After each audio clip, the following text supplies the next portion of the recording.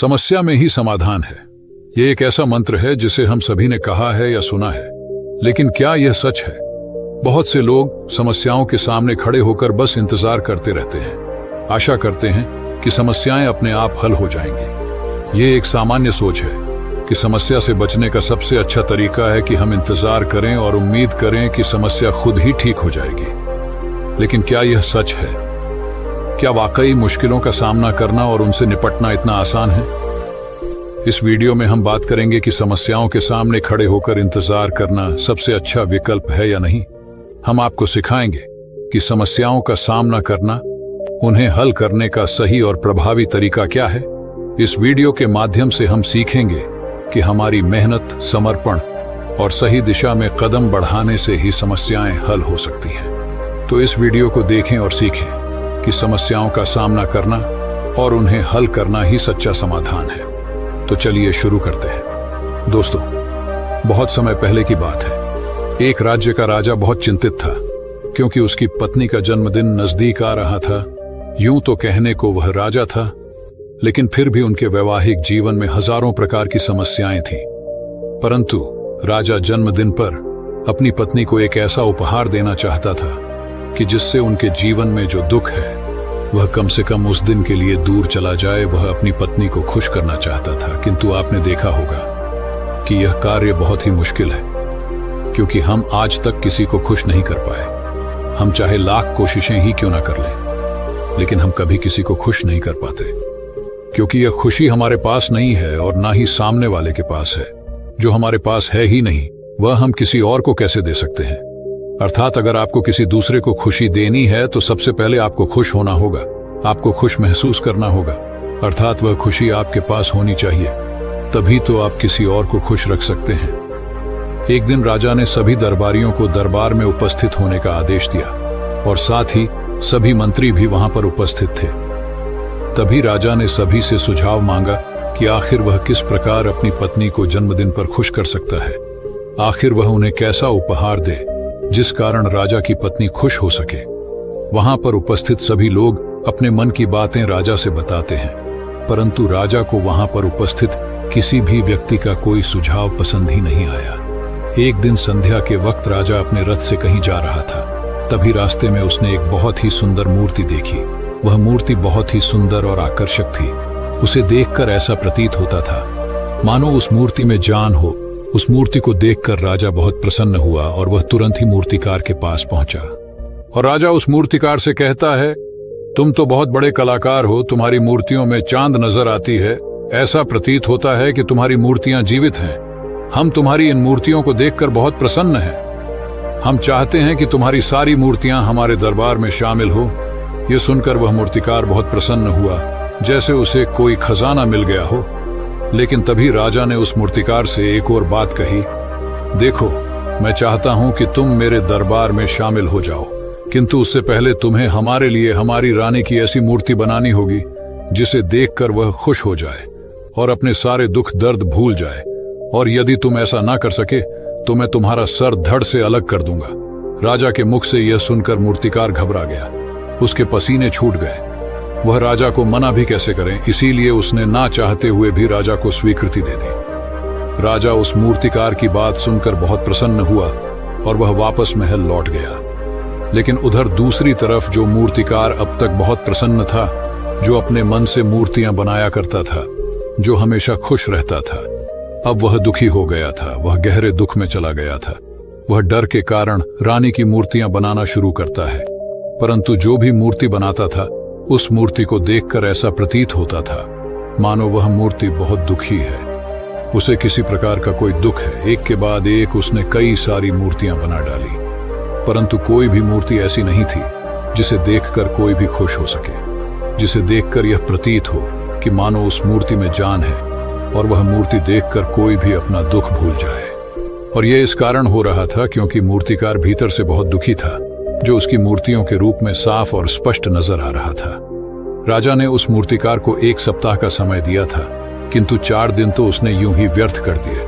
अब उसके पास केवल 3 दिन का ही समय बचा था, जिसके बारे में सोच सोचकर उस मूर्तिकार का गला सूखा जा रहा था। डर के कारण अब उसके हाथ पैर भी काम करना बंद कर चुके थे। उसके हाथ से हथौड़ी और छीनी तक नहीं चल रही थी और उसे अपना भविष्य नजर आ रहा था। उसे नजर आ रहा था कि राजा उसे मृत्यु दंड दे रहा है। उसके बाद उसके परिवार का क्या होगा, उसके परिवार को कौन संभालेगा, यह सोच सोचकर उस मूर्तिकार का मन बैठा जा रहा था। तभी उसने एक योजना बनाई। वह अपने परिवार को साथ लेकर रात ही में गांव छोड़कर चला जाएगा। ये सोचकर वह तुरंत घर लौटा। उसने सारा सामान बांधा, अपनी पत्नी और अपने बच्चों को भी तैयार किया। वह जैसे ही घर से निकलने वाला था कि तभी उसने देखा कि राजा के सिपाही वहां पर तैनात है। ये देखकर वह मूर्तिकार और भी घबरा गया। वह समझ नहीं पा रहा था कि क्या करें। यदि वह यहां से भागने की कोशिश करता है और पकड़ा जाता है तो राजा उसके साथ साथ उसके परिवार को भी मृत्यु दंड दे देंगे। वह कुछ समझ नहीं पा रहा था।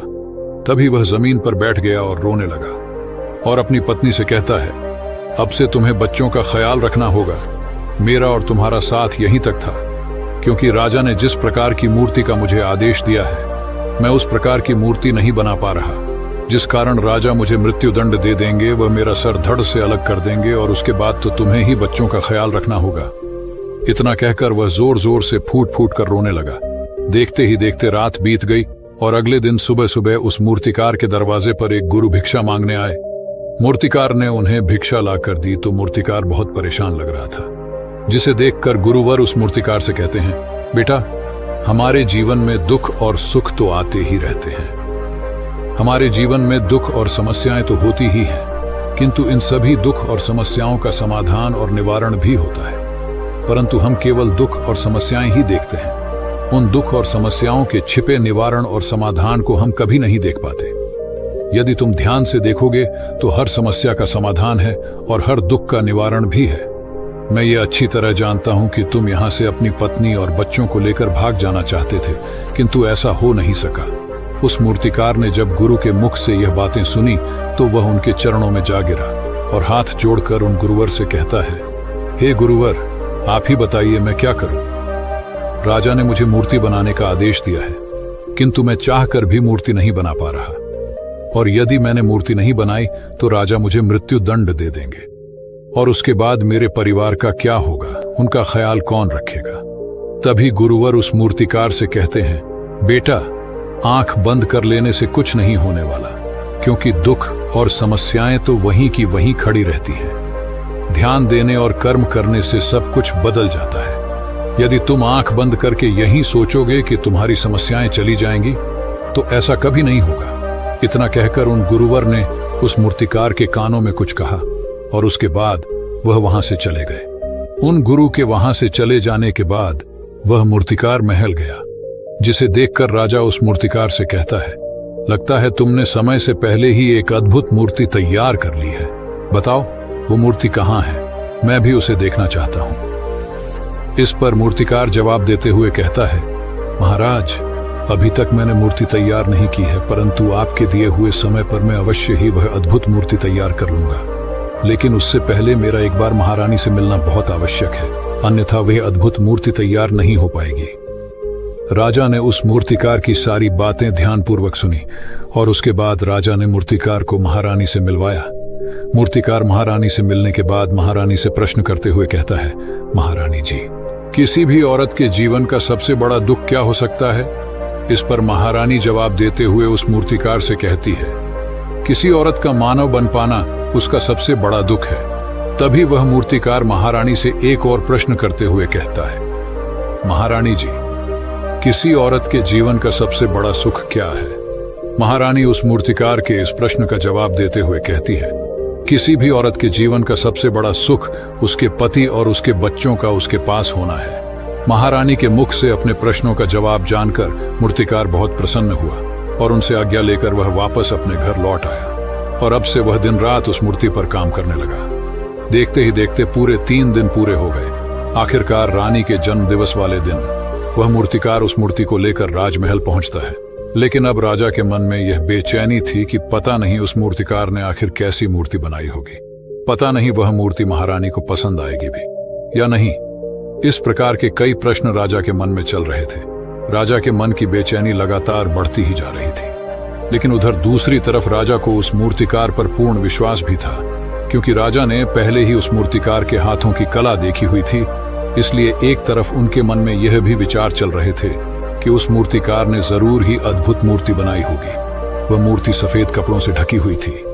तभी राजा ने उस मूर्ति की ओर इशारा करते हुए रानी से कहा, यह आपका जन्मदिवस का तोहफा है, इसे कबूल करें। उसके बाद रानी ने अपने हाथों से उस मूर्ति से वह कपड़ा हटाया और उस मूर्ति को देखते ही रानी की आंखों से आंसू बहने लगे। और यह देखकर राजा को ऐसा प्रतीत हुआ कि मानो महारानी को यह मूर्ति पसंद नहीं है। इसलिए राजा ने तुरंत ही क्रोधित होकर अपने सिपाहियों को आदेश दिया और उस मूर्तिकार को बंदी बनवा लिया। लेकिन तभी महारानी राजा से कहती है, रुकिए, इस मूर्तिकार ने तो मेरा दुख और सुख एक ही मूर्ति में निकाल दिया है। इस मूर्ति में मेरे पति मेरे साथ है और मेरे हाथ में मेरा बच्चा है। इससे ज्यादा सुंदर मूर्ति मैंने आज तक नहीं देखी। यह बहुत ही लाजवाब है, अद्भुत है। इससे सुंदर तोहफा मेरे लिए और कोई नहीं हो सकता। काश ऐसा मेरे जीवन में वास्तव में हो जाए, मेरे पति भी मेरे साथ हो और मेरे हाथों में मेरा बच्चा हो। महारानी की यह सारी बातें सुनकर और मूर्ति को देखकर राजा को अपनी गलती का एहसास हुआ।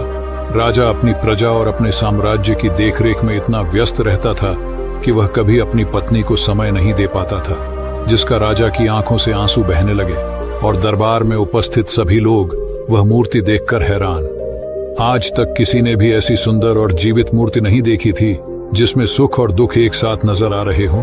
उसके बाद उस राजा ने उस मूर्तिकार को रिहा करवाया और उसे ढेरों इनाम दिए और अपने राज्य दरबार में जगह भी दी। किंतु उस मूर्तिकार ने इनाम तो स्वीकार कर लिया, परंतु राज दरबार में उसने जगह नहीं ली और हाथ जोड़कर राजा से कहता है, हे महाराज, मेरी आपसे विनती है, आपने मुझे चेतावनी दी थी, यदि मैं यह मूर्ति नहीं बना सका तो आप मुझे मृत्यु दंड दे देंगे।